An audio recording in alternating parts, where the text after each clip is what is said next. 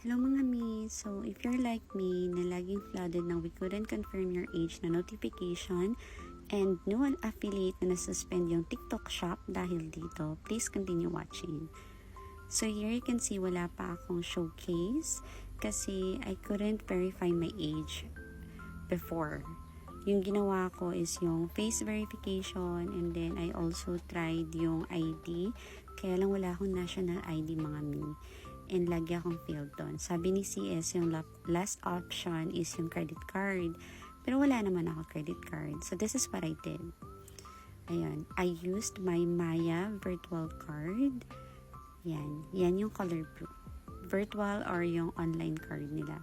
Click nyo lang yung show card details. Lalabas yung details nyo. Pero mga mi, kailangan meron kayong balance sa Maya ninyo.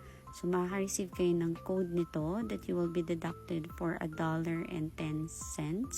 That's 66 pesos mga mi. Tapos, i-refund din nila agad yan. So, yan. Kung makikita nyo sa transactions ko, meron ako dyang deduction na 66.91. And then, after 5 minutes lang mga mi, na-refund din ako nito agad ni TikTok. Tapos, after nitong verification nila, na-refund nila yung pera agad sa akin, nag-prompt na siya ng age confirmed. So, ganun kabilis. Like, in less than 5 minutes, eto na ako. Bumalik ako. I tried adding sa showcase ko. And as you can see here, it says age has confirmed.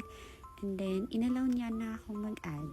So, I went to product marketplace. Naghanap ako. Let's try this Atomic Habits na book. Kasi I really love this din. Yan. So, I added it. And as you can see, ayun na siya. So, as simple as that, you can verify your account ng mga mi. So, happy selling!